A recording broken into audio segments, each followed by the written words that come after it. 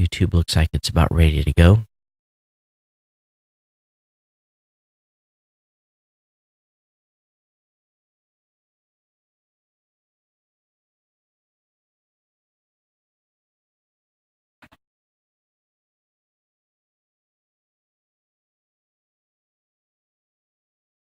This is Geek News Central. My name is Todd Cochran, coming to you live as it can be from Honolulu, Hawaii, overlooking Greater Oahu. The lead stories are, where is Larry Page? The big Apple reveal, we'll talk about that. We're going to talk about cord cutters bundling, and if that's the way to go, if you want some actual TV that you gave up when you cut the cord. We're going to talk about teenagers and their apps and sites they love. We're going to talk about a conspiracy that's brewing on the International Space Station, plus a lot more. I want to welcome you to episode 1312 of the Geek News Central podcast for Thursday, September 13th, and it feels like Friday the 13th. This show is sponsored in part by GoDaddy.com and listeners just like you. You can support this show at geeknewscentral.com/insider. geeknewscentral.com/insider. Of course, I want to welcome all of our new listeners, anyone that's brand new to the show. Thanks for being here. Those of you that are watching live on Facebook, live stream, or on YouTube, thanks for being here. Make sure you say hello in the chat room. But for those of you that are brand new to the show, it's real easy to get connected with the entire Ohana here. All you got to do is go over to geeknewscentral.com. When you're on the website, I want you to subscribe to the show right there on the right-hand column of the website. Whatever your pleasure is on mobile device, whether it be Apple, Android, you like Spotify as an app, that's cool. Stitcher, doesn't matter. We've got a place for you to listen to the show. That's the most important thing to do. Also, subscribe to the newsletter while you're there. That'll get you seriously connected with us. That way you'll get everything that's happening here. Well, you'll get basically the show notes delivered to your inbox. Of course, you can watch the show on the Apple TV. You can listen on blueberry.com. You can listen on your smart home device by using the keyword to get your device's attention and tell it to play the podcast Geek News Central. This show is live every Monday and Thursday night when I'm in Hawaii at usually around 8 p.m. Hawaiian. Tonight it's 7 p.m. Hawaiian. But we're live at live.geeknewscentral.com. You can come over here and hang out in the chat room, or you can just chit-chat on Facebook. That's cool as well. No problem wherever you want to hang out. Of course, we got a chat room too. The chat room's a cool place to hang out at geeknews.chat.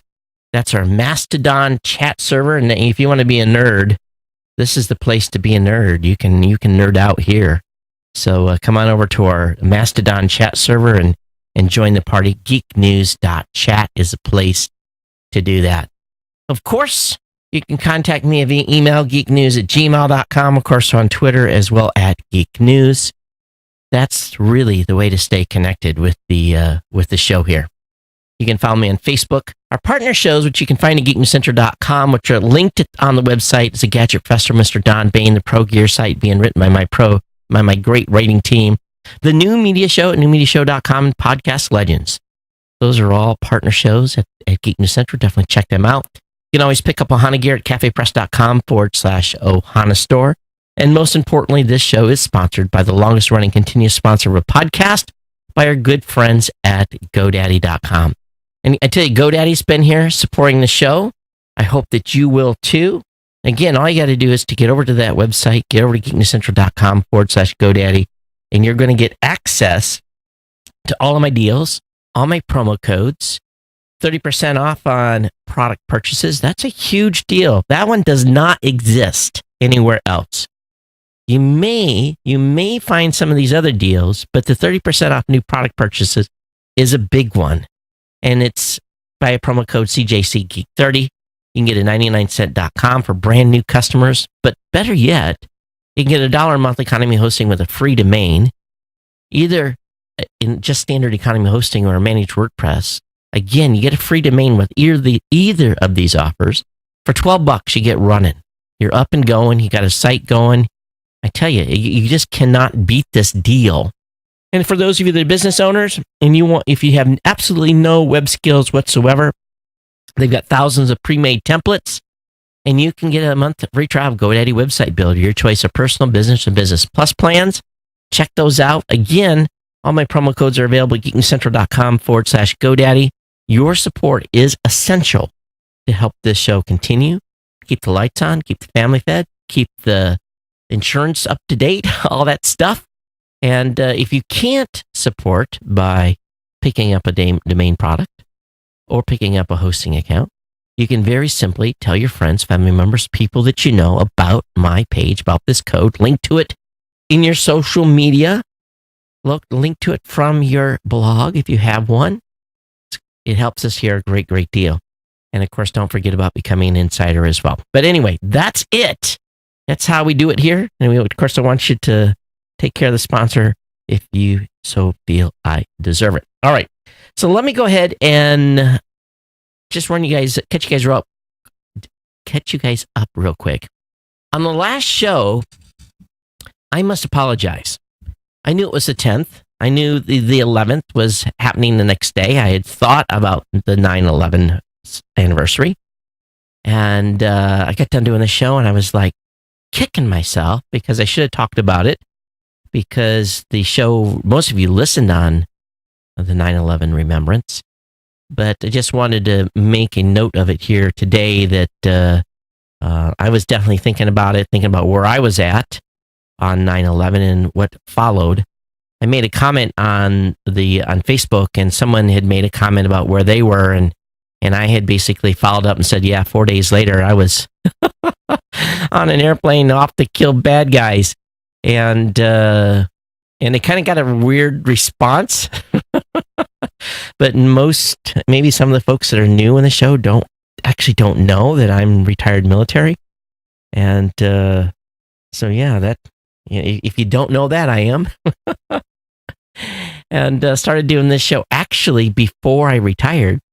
So I think I was doing the show I retired in 2007, started the show in 2004. So 9/11 is a big deal for me. So lots of memories there.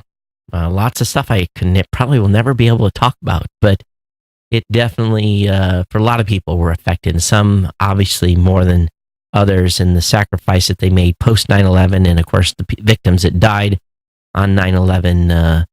Very, very sad. And if you get a chance and you get into New York City, go to the 9/11 memorial and go to the museum and go into the bowels of the towers and experience it all over again. It is, I will say, for my generation and for me, it's probably evoked the same type of emotions that my grandfather had when he came back to Hawaii and visited the USS Arizona Memorial. Now, even when I go to the Arizona today, it is a very solemn place, hallowed ground, and the same thing with the 9/11 museum. It is incredible. Two couldn't be farther apart, in distance. The Arizona Memorial and the 9/11 remembrance. It is definitely something you have to see if you get into New York City, get into Manhattan, get tickets in advance, go. Please, please, please go. Make it a point to, it's going to take you half a day at least to get through it. So please do so. Of course, our hearts go out to those that are getting impacted by Hurricane Florence. Matter of fact, it is full fury right now on the East Coast for those affected in North Carolina, South Carolina, and up into Virginia. And then, of course, we're going to see torrential rain for a lot of those folks for a number of days, and many of you are without power. So I'm definitely thinking about you at this moment as well, and hope that you've come out okay and safe. We did have a tropical storm here. We got a couple inches in Oahu. In my area, it wasn't as much. They did have some flooding on the other side, but Maui, whew, I saw some videos, impressive amount of water. So we had a dam here on Maui that was under threat of overflowing, and here we don't have like these. Our dams here are a little different. They're not super fancy. They don't have like big spillways and gateways and that type of stuff. But they even had the fire department out there trying to pump it down a little bit, which I thought was kind of weird. But that threat has passed. So, and just, a little bit of cleanup and that's it. My koi pond pump is in. I was not at the house and couldn't sign for it today, so I had it delivered. Weird thing, FedEx is making pickup points Walgreens of all places. I never knew Walgreens was an alternate pickup place for FedEx, but it is. It's just a little bizarre for me. I didn't know that was they were partners, but that's when I selected to have it alternative delivered to somewhere else. That's where they gave me an option. So anyway, that's that. Hey, I want to talk just a little bit. This morning, my car's got major issues. I had head gasket replaced, not a head gasket, oil cover gasket or head gasket. I guess that's what you want to call it. Replaced. Some other work done on it. Serpentine belt. It's got 204,000 miles on it, so it has to have some work. And then this morning, I had to take it in. Needed an oil change. And the guy came in like 15 minutes after, and they said, "Hey, you need to come out and look." And I mean, I had a new major oil leak. I mean, big time Charlie Brown oil. I'm like, what is the deal with oil leaks? This thing hasn't leaked oil ever. And I changed. So I don't know what happened. I don't know if it's replacing that gasket, raise the engine pressure, cause the oil. Who knows? But it's really, I drove it home and I kept smelling the oil. I'm like, oh man, this is bad, because they didn't have the gasket. So I had to park it, and I've called Enterprise. I've got a car. I'm going to pick a car up tomorrow, and the gasket. That's the thing about Hawaii. You want parts, 4 or 5 days to get parts. So I rented a car. I'm not going to drive it because I got oil smell, and I don't need to burn the car up on the freeway. That wouldn't be cool. So I'm just, safety wise, I'll just drive a rental car for a couple of days. But as I sat in Midas today for I was about 3 hours. And I don't like to get political on this show, but let me just tell you, they had CBS turned on.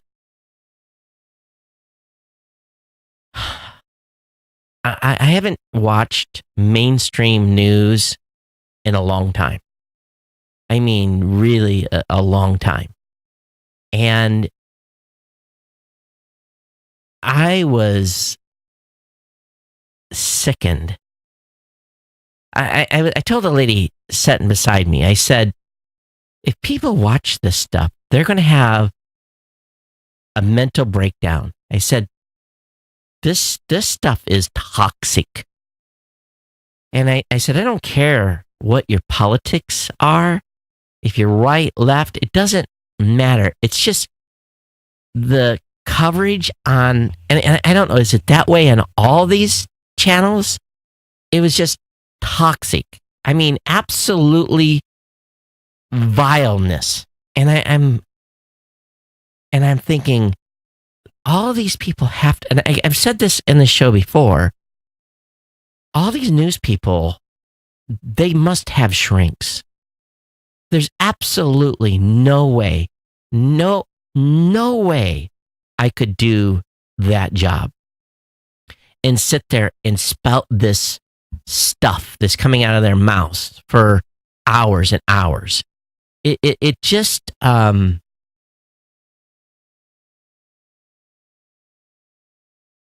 it was shocking, to be honest with you. And I'm not easily shocked, but this morning and being exposed to this for about 3 hours, I'm like, I'm just going to make a prediction. And this is horrible, but these people that are putting this content out, there's going to be fallout from this. These people are going to have strokes. They're going to commit suicide. This cannot continue. And it just, I don't know how they can go home and deal with themselves at the end of the day. I'm serious. I just, I don't get it. I really don't. And again, every channel has their own agenda.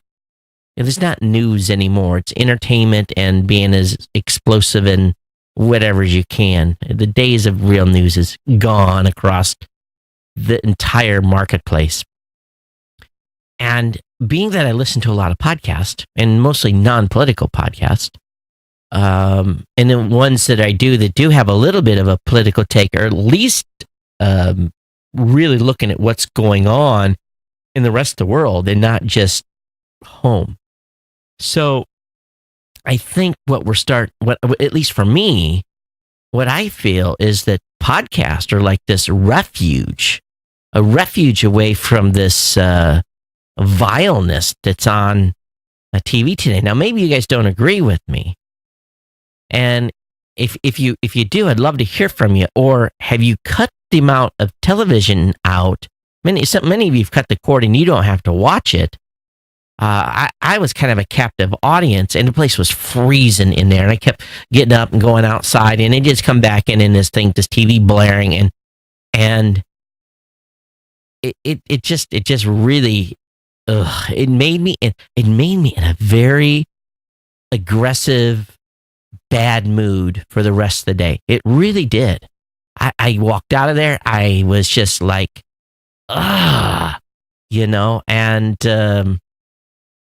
and it's not necessary that the commentary was such that I disagreed with some of the stuff they were saying, but just the way it was coming across. So I don't know, doing this podcast and deep and working with content creators. And what do you guys think? Are you guys finding yourself listening to more podcasts now because of this? And I guess I used the word caca. And that's for, doo-doo. Are you guys listening to more podcasts to escape some of this stuff? I'd really love your 5 cents worth. And again, I don't want it to be political, but it's just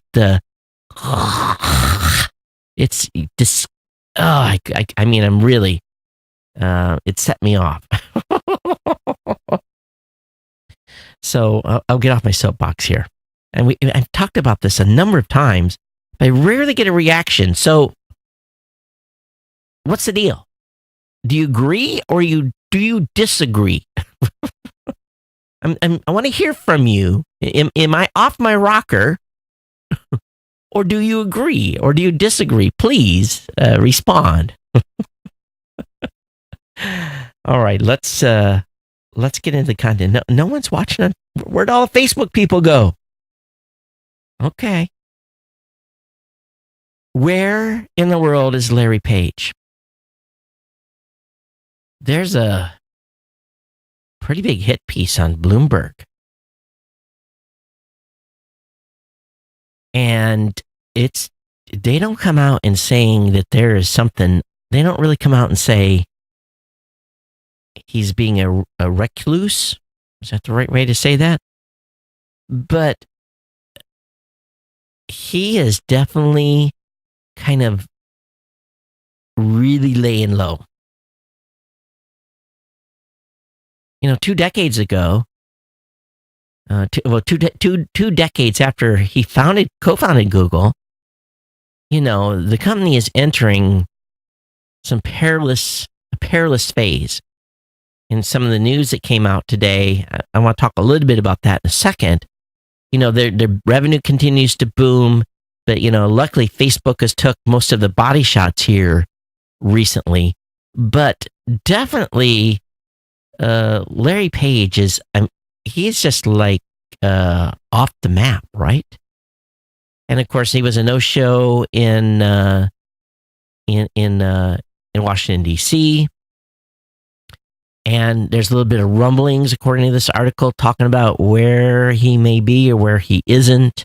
What is he doing and what's he's working on? And the guy hasn't been involved in a earnings call since 2013. Now, I'll be the first to admit, if he's worked as hard as everyone says he has, putting in 80-hour days and putting in or 80-hour weeks and working in that high stress environment, at some point you just kind of have to breathe a little bit, right? And he's got enough money, he can he can really breathe. He's got his own private Caribbean island, the whole 9 yards. And I think I would be a little bit kicked back too. I don't think, and I think that it's okay in my opinion. But is it time for Larry Page to officially retire? Because he's kind of been off the radar map. I don't know. According to this article, people who know him says he's disappearing more frequently to his private white sand Caribbean island. That's not to imply that at 45 he's already living the daiquiri lifestyle. He still oversees the Alphabet subsidiary through the extent of his involvement is vague. Along with Google co-founder Sergey Brin, who is now Alphabet's president. Apparently, Page even occasionally hosts court at the company's weekly all-hands TGIF, and we'll talk about that a little bit in a minute. But he's definitely not as engaged. So Bloomberg is raising this as a big concern. And I'm of the opinion he can do what the heck he wants, right? He's got enough good people at the top running the company, and he can just, manage at the top and do pet projects that he wants, then it's cool. When you have a CEO like Elon Musk or Mark Zuckerberg, they're out there in the face of the companies, that's their personalities. Larry Page has always been kind of this, he's an engineer at heart. So even if he is in semi-retirement, I say leave him alone. That's what you got new lieutenants for. But maybe it's time to come off the masthead a little bit. I don't know, and let some other Google leadership step up. It's kind of I understand that they want to talk to the man, and it's of course be one of the co-founders. It's important, but like I said, Google's 20 years old. It's big. And if he's running Alphabet, he's running Alphabet. But they didn't win any favors by not having a top person, top one or two people from the company at the Senate hearing. So I think this is a large part of where this is coming from. But I think he's earned his dues and can do whatever he wants. At the same time, when even The Verge picks this up, and this is not some news channel's story, they took a pretty big hit this week. Google did with a video, a leak of a video that basically was recorded post 2016 presidential election. And politics in businesses is a little bit weird. My company, even though I'm here in Hawaii, I have a pretty good heartbeat on the entire team.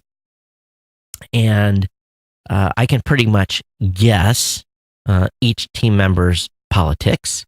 It is something that I think any place that you work, if you have a team that you work with, you at some point start to fully understand a team's politics, and that's okay. It's who we are, and it's based upon our what we grew up and our exposure and everything else. But at the same time, we don't really discuss politics. We talk about social issues. There's I've got a team member that is currently at 3 days at a 100% women's conference. And I'm glad she's there. I'm glad that she's there representing and putting input in and sharing her version of our, hopefully our philosophy, but with her own words. And we've been a very progressive shop, I guess it is, in trying to be as diverse as possible with who we hire, and empowering those team members to take on more challenges. So politics is what it is, but I don't think I've ever had a team meeting ever where we discussed anything political. We've talked about health benefits. We've talked about 401k plans, changes to the employee manual, looking for inputs on a variety of different things, giving them, buy-in. But I don't think I've ever told my employees, based upon the results of an election, things are going to be worse or things are going to be better. We've never had that sort of a discussion. And yet, apparently at this Google TGIF, it was a significant topic. And the leadership was talking politics. So, to me, I just don't. It's a big company, different culture, obviously. So I don't fully understand why you would do that, to be honest with you. I really don't. And I guess, did that happen at your guys' work? Did the boss come out and have a all hands and said, because of this election results, brimstone and fire, or, did that type of conversation happen at your office? So the video isn't as damning as some of the folks reporting it said it was. And I don't know. I think it's just it was a little interesting to me. But, it leads into this type of a conversation happening and being videotaped, leads into the narrative of giving the political powers the ability to say, okay, see, you're biased, and we're going to send someone after you and go after you for antitrust or whatever. I think there's 3 rules? What are the 3 rules you don't talk about at work? You don't talk about, obviously you don't talk about sex. You don't talk about politics. There was one other. What's the other one? There's one more. Right? Aren't those, there's 3 things. They're like the golden rules you don't talk about at work. Yeah, you might talk about between 2 people at a water cooler. You may whisper back and forth, but there's not like this big policy discussion in the office. I just think it's this internal political discussions that are spilling into the public is definitely setting Google up for, to give those that want to go after them more power and more, I don't understand where you're there providing a service. It should be non-political, because you're serving a constituent of users that are both right, left, down, middle, the whole 9 yards. So it's curious. It really, really is. So I just think the dynamic is, so, 2 assignments to you guys tonight. Did you guys have this big meeting in your office talking about the outcome of the election, and the other topic that I'm looking for input on? So, all right. Very, very cool. Let's move on. Let's talk about Apple just a little bit. Hey, the Apple Watch. I'm going to try to see if I can get my son or one of my kids to buy my Apple Watch 3. I'm really intrigued by the Apple Watch. I'm intrigued more about the Apple Watch 4 than I almost of the new iPhones. Yeah, I'm due a new iPhone. That's going to be a regular cycle thing. I've actually already told Barry, our finance guy, to make sure he gets me a iPhone Max ordered, and told him the memory size I wanted. But that's the only thing the company's going to buy for me. If I want to buy the Apple Watch 4, I have to buy it on myself. But this ability, okay, I'm 54, been trying to get in shape, haven't been going to the gym as much as I should, but still, I'm concerned about the ticker and, my, the cholesterol in my veins and my blood sugar and all that, right? So the simple fact that this watch now has the ability to do an EKG or ECG, I guess that's what they're calling it, excites me a lot. And the ability of this watch to detect if you have some sort of EFib, if your heart isn't dun, dun, dun, dun, if it's going dun, dun, dun, dun, dun, dun, dun, dun. If it's doing something like that, obviously you would probably know it, but to be able to detect that is very significant. And also the functionality of, you guys remember the clapper, right? You fall down and you can clap your hands to get the clapper to call for help. Well, now the Apple Watch 4 will detect if you've had a fall. You can single if you need help via a swipe, and if you don't respond or move within a minute, it calls 911 for you, and it notifies all your folks in your notification list. So to me, now I don't think I'm at the point where I have to worry about having the clapper, but I like this heart function a lot. Because when you're 54, I'm in the zone. I'm in zone for the big one. I don't want to have the big one, but if the watch can tell me, hey, dude, something's up, your heartbeat's slowing down or it's too fast, like it gives me a notification now. And it's the weirdest thing. I'll be sitting here working and my phone's bzzz, and I'll look at my arm and I'll be like, your heartbeat's 120, something's wrong. And I'll stand up and I'll go walk around. Maybe sit too long or been in the wrong position, come back and sit back down, and everything goes back down to normal. And whereas my wife, she's got a slow heartbeat, and sometimes I get worried about her, low blood pressure and everything. And now it'll be able to give her a warning, say, hey, you need to kind of move around a little bit. So I'm excited about the Apple Watch 4. I really, really am. The phones are the phones.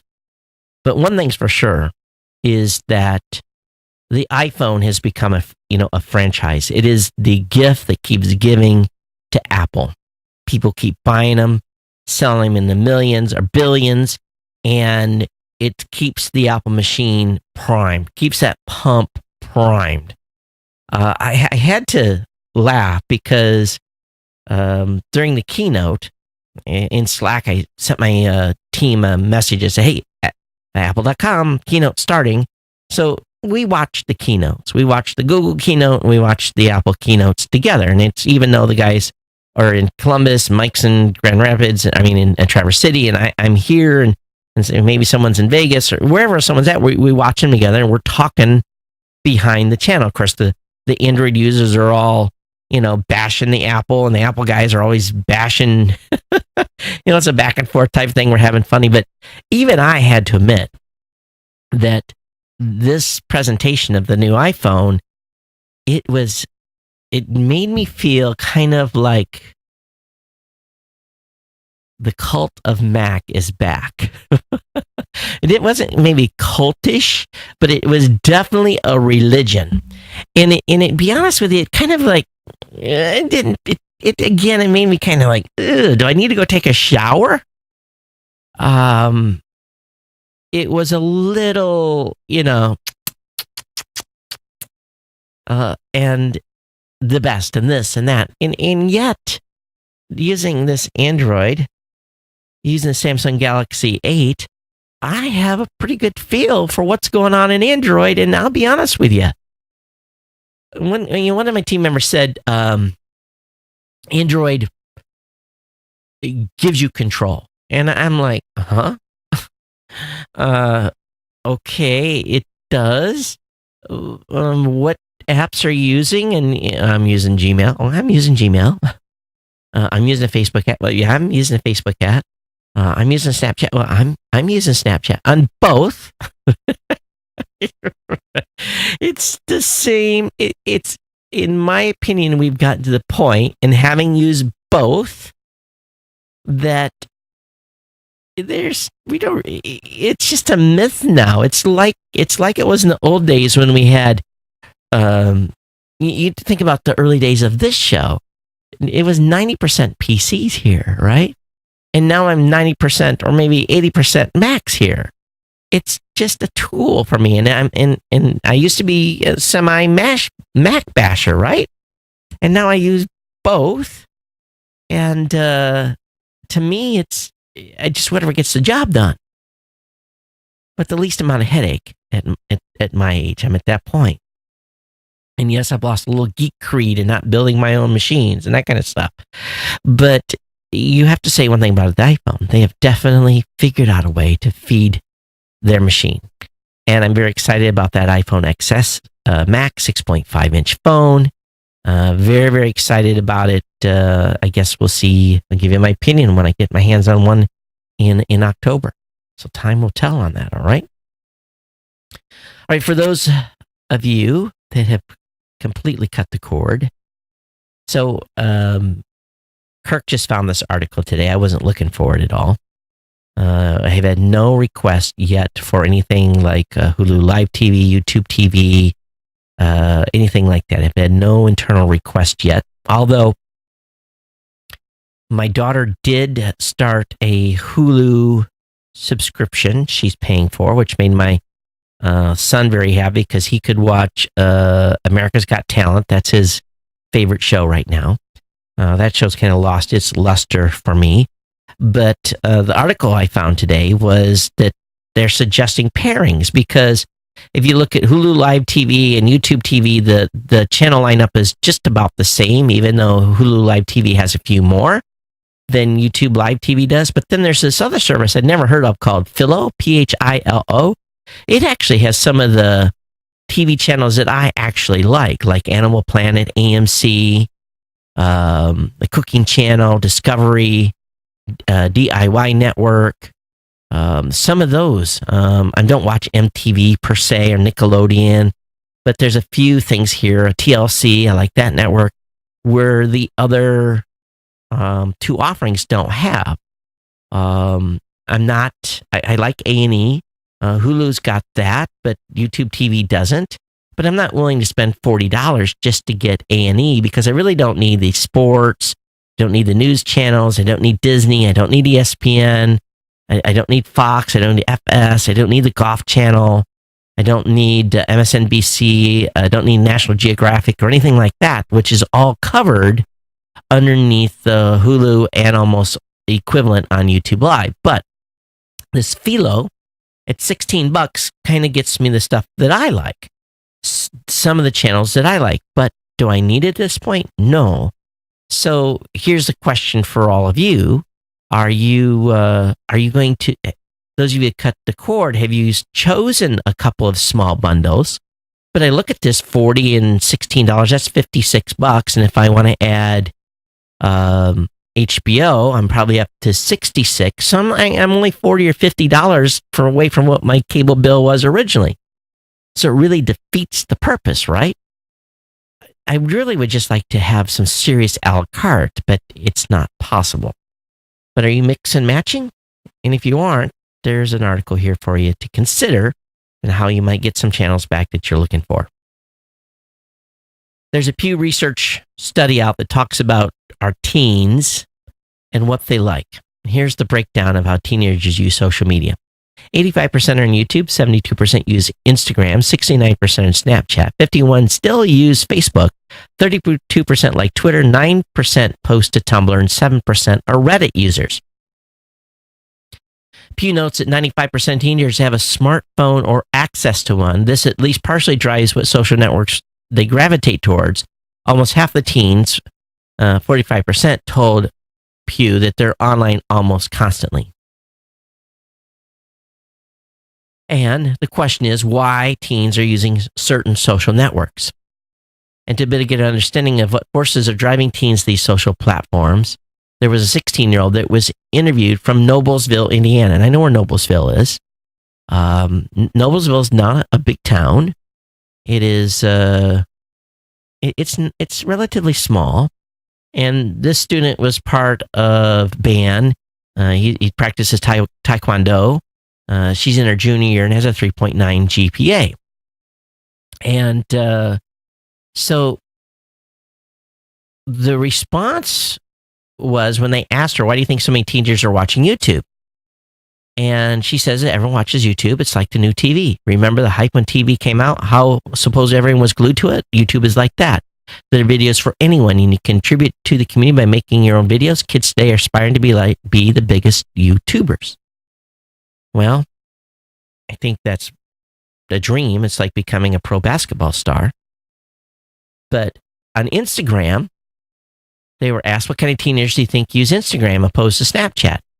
Instagram is used for being more creative and stuff. On Instagram, you find lots of artsy kids who like to express themselves more through photography and art.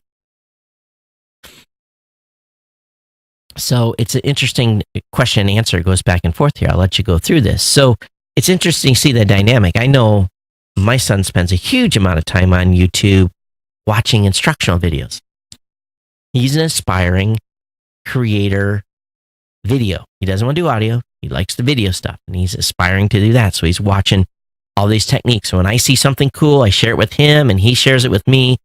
We go back and forth on messaging, and it's usually I am like looking to filter on this video, and he's like, look at the transition on this, or look at the effect, and we're like, how did they do that? And we look at drone video, and so him and I are kind of back and forth sharing videos. My daughter, on the other hand, who's 22, she's watching Korean dramas. Please, really? That's what she's watching? So, and my 20-year-old, he's watching gaming videos. So it just runs the gambit. I can imagine, when I was growing up, the TV, we had 4 channels. There was no options. You had to go outside. That where TV was. But it is to get some perspective on, and I think we all know most of this already, but a good primer for maybe some older folks that are in your family that don't understand what's going on with teenagers these days. All right, U.S. Russia respond to space station leak. Now, I thought the space station leak was already kind of figured out, but there's some wild rumors running around that a NASA astronaut deliberately drilled a hole in a Russian spacecraft docked at the International Space Station. So, I guess this is new. This isn't there was some tank that was venting. The leak, which was less than 1/10 of an inch wide, was detected on August 29th. It posed no immediate threat to the crew, and the Russian astronauts quickly patched it with tape. Now, they say that someone may have drilled it. Now, I'm going to show you guys this. If you get any time, and I have a little experience here.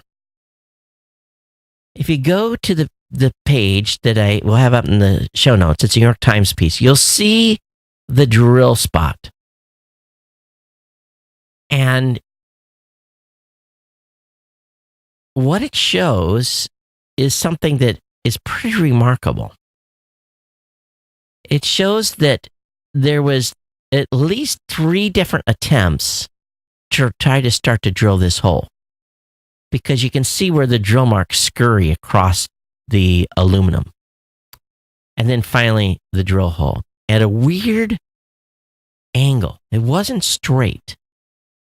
So it is very suspicious of where this is. And to my point, if this happened on the International Space Station, wouldn't you hear a drill running? And as deep as this is, you'd hear the you would think you would hear it. And it just, to me, it's a little surprising. And it is suspicious. But what it really looks like is, to me, it looks like a manufacturing mistake. It doesn't, to me, it really looks like that. But it is fresh. It is pretty fresh. So that is another issue. But anyway, lots of discussions, potential sabotage aboard the International Space Station. So we'll be watching this one, because I'm sure there's going to be more discussion about the Russians think the Americans did it. All right, how many apps you have on your phone? More than you really care to talk about?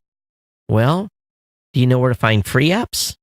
I don't think I really go looking for free apps, but there's some sites out there like called Apps Gone Free or App Sales or the Daily Roundup. There's a whole bunch of sites that focus on talking about what's free, what's being given away. So sometimes an app is $9.99. They may have a special where there's a discount on it. So definitely, anyway, check that out. We'll have that up in the show notes. It's over on lifehacker.com. So places to find free apps. Verizon Internet boss Tim Armstrong is going to leave Oath.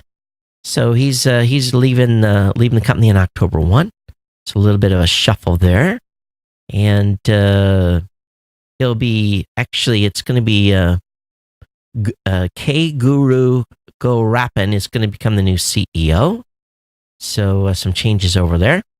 Verizon's also now taking signups for Home 5G service, costs $50 a month. And what this is after signing up for Verizon Home 5G, you'll get a modem router for your home that's able to pull in Verizon's 5G network to power all your devices. It works to replace your home Wi-Fi network. Speeds should average around 300 megabits per second, but Verizon notes they can reach a whopping 1 gig. You get 3 months of the services are free. Following that, Verizon Wireless customers will pay $50 a month, while everyone else will pay $70. Does it say what the limitations are?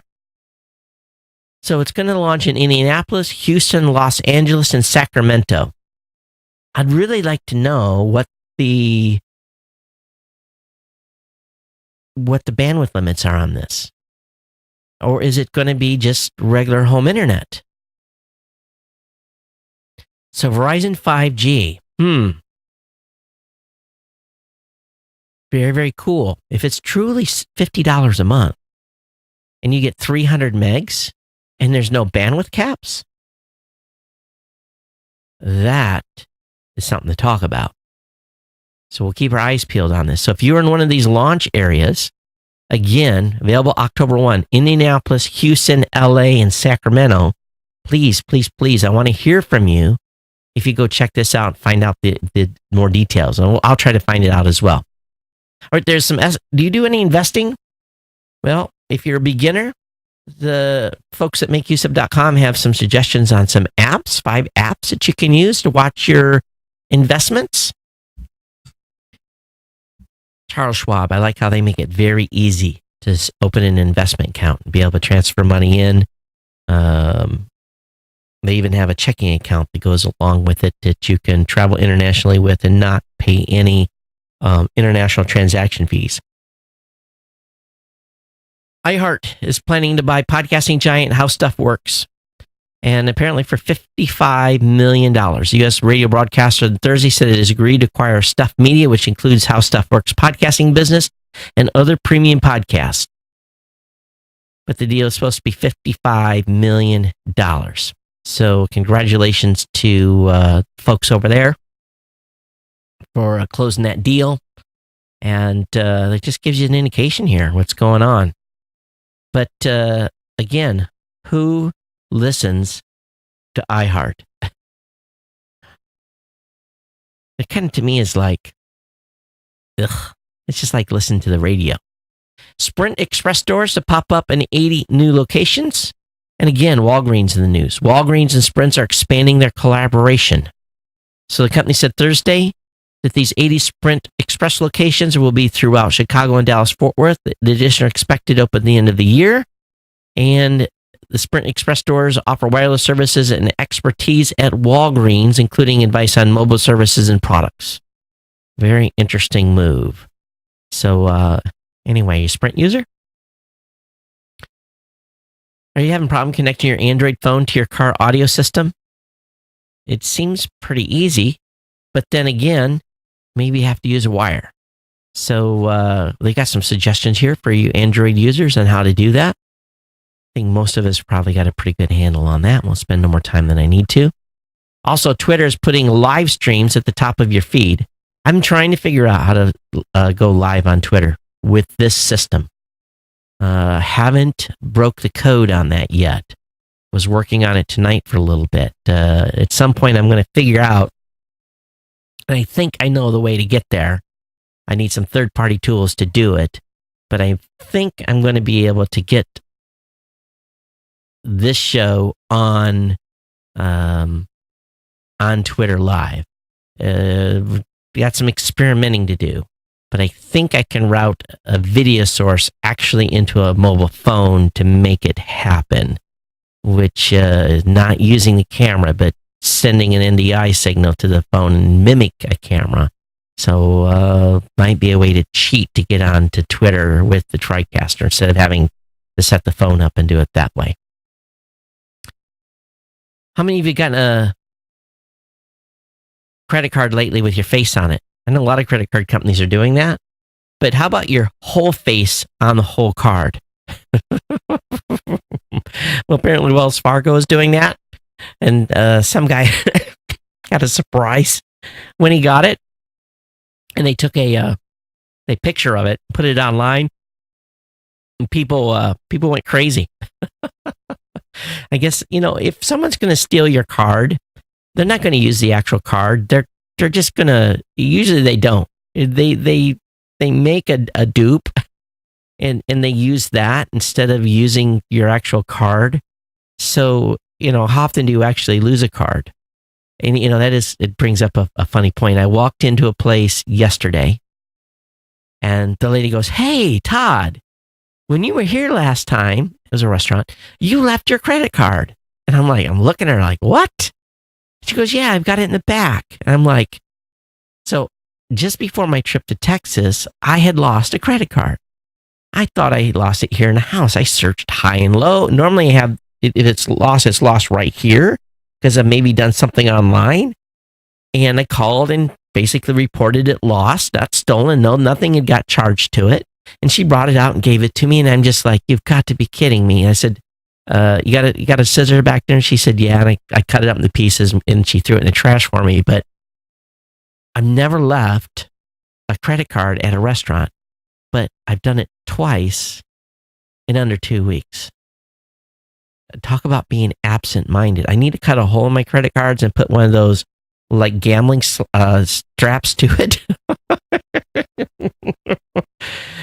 I'm thinking about this. I'm like, you are thinking about other things too much and not about what's important.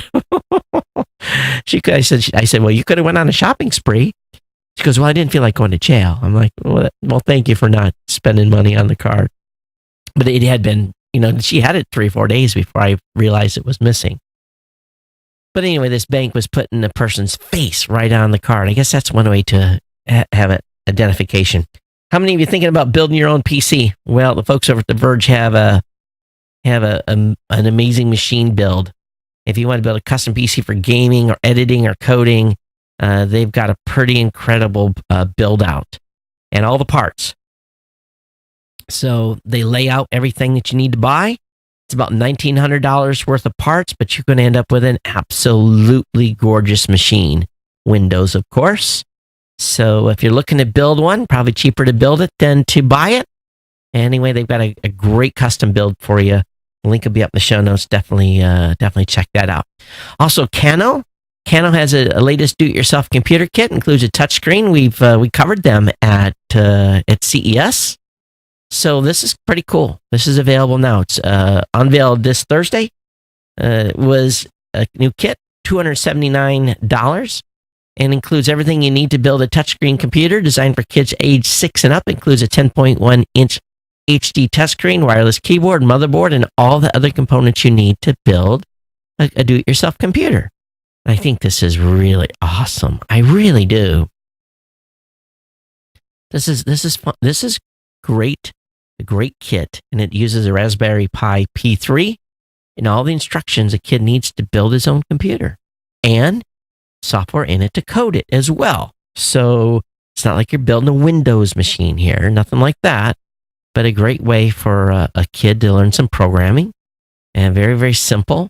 So I'm definitely excited about this kit. Any of you guys bought any of the Kano stuff at all for your grandkids or for your own kids? Love to hear from you if you have. All right, Charter's negotiating with New York City to avoid being kicked out of the state. They've been given a couple extensions, and they are negotiating before they go to court. So we'll see where this leads for Charter. Google is shutting down Gmail offline via the Chrome app this December. So Inbox is the only email client that Google will be discontinuing in the future. The company has confirmed that it's also going to shut down the Gmail offline app from Chrome OS. This app will go away sooner than Inbox, which is scheduled to sunset in March of 2019. The Gmail offline Chrome app is going to be discontinued in December. All right, so if anybody used that, be aware. Also, a very, very cool little drone. It's an insect-inspired robot. It can fly up to 1 kilometer on a charge with its flappy wings. And to see this fly, it's really, really cool. It tries to mimic the common house or fruit fly. And it can do some incredible aerobatics. Very, very cool stuff here. So if nothing else, just watch the video of this thing. I don't know what the overall function of it is. What they're going to, I guess they made it because they could, but this came out of Delft University of Technology. They're the ones that designed it. But it can fly at 7 meters per second or about 15 miles per hour. It hovers in place, performs all kinds of extreme motions like dives and rolls. And it's no joke doing that using rotors and continuous thrust. So it's very, very, very cool. But again, it looks like a fly flying around.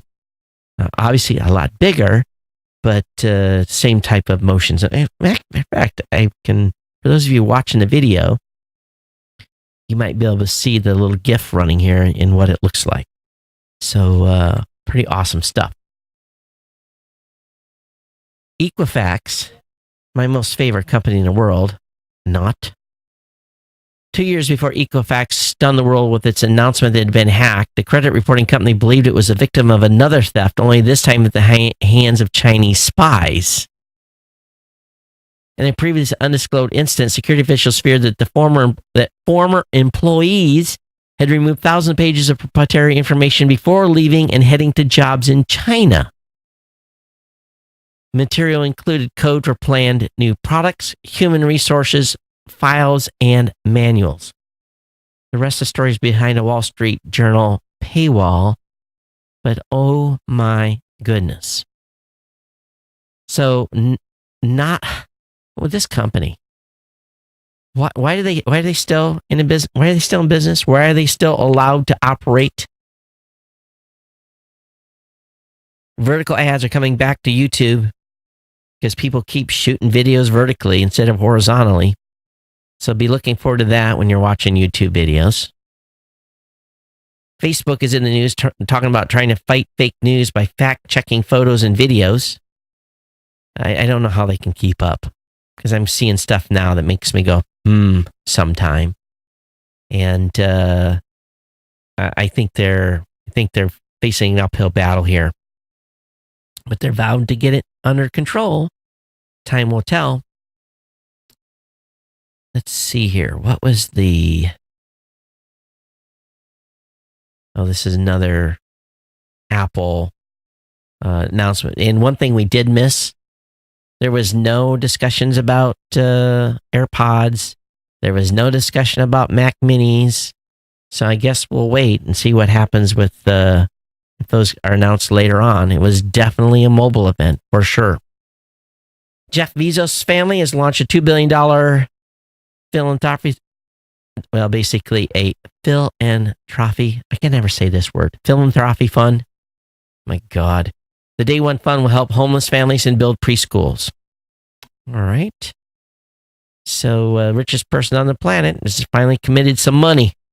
He and his wife, Mackenzie, is going to build a network of new nonprofit tier 1 preschools in low-income communities and fund existing nonprofits that help homeless families. So good for him. But yet he's the same guy that continues to underpay Amazon employees. All right, 2 VPNs are popping up like flies. I've been using the Nord VPN. I've been very, very happy with it. And I'm using a VPN more than ever anymore But Surfshark VPN, $79, supposedly a 3-year license using that VPN. Again, I don't have any reviews on it except for what Android Central says. And also Goose VPN, which is lifetime for $40, or I guess lifetime until they run out of money. But a lifetime subscription, $39.99. Oh, what? Lifetime is... Oh, if you the special promo code to get a lifetime subscription. Otherwise, a 1, 3, or 5-year plan from $59 to... Whoa. All right. $8.99 for... I guess you have to use this coupon code to get a lifetime subscription for $39.99. Huh. All right. Link will be up in the show notes for that. It's from PC World. Again, I'm not familiar with Goose VPN at all. Final couple of articles. There's a new connected door lock. It's called Array by Hampton. It's $2.99. It works with the Amazon Alexa device to lock or check lock status via voice commands. I'm still a little bit leery about these smart locks. I really am. I do not use one on my house, for the record. And I think that's it. Oh, Facebook, for devs out there, Facebook has a new SapFix AI that automatically debugs the code. And I don't know if they're going to make this available to other people, but it looks pretty cool in being able to suggest bug fixes. So here we go. Software that's getting a lot smarter. All right, let me go to comments. I don't think there was any email that came in. Let me see if there was. Oh, I think there was. Maybe I missed this. Jeff said, or Greg said, Todd, I hadn't heard about Tableau, but I have a Plex lifetime subscription with a silicon dust tuner. Seems to be about the same features. All right. I think that was it. All right. We're doing okay on time. I want to thank everybody for being here. I'm trying to enhance the format of the show just a little bit. Trying to spend a little more time at the beginning of the show talking about big items and spending more time on those big items and then going through the rest of the show. Hoping that you're liking the way I'm trying to format the show a little bit to get a little deeper in the beginning and then lighten up and bust through. So I can't guarantee I'm always going to be have something that deep to talk about at the beginning of the podcast. But that's a little bit of the format I'm trying to, and I've been doing this for a while, but I'm trying to enhance it a little bit. I hope you'll consider becoming an insider. The insiders are very, very important to the longevity of this show. It's your $2, $5, $10, $15, or $25 or single year donation is absolutely fantastic. GeekNewsCentral.com/insider. I definitely appreciate all your guys' ongoing support of the show and your continued subscription to the podcast. I see the stats numbers. We're holding steady, not gaining a lot of new people. We got to work on that a little bit, but definitely tell your friends about the show as well. Give me some feedback. How am I doing for you? Are you happy with the way the show is? Do I need to really shake it up, or are you happy with the way the content is being presented? It's my pleasure to bring you the show as always. geeknews@gmail.com is the email address. I'm on Twitter @geeknews. Definitely come over to geeknewscentral.com. Give a perusal of the articles. We're trying a different strategy this month at Geek News Central on the blogging. So if you can see what the strategy is, I'd love to hear if you figured it out. But there is a little bit different strategy right now. I've employed the writing team to do. So we're doing some things on the face of the GNC site as well. But again, my pleasure bringing the show. Everyone take care. We'll see you back here on Monday for another edition of the Geek and Central podcast. Everyone take care. Aloha.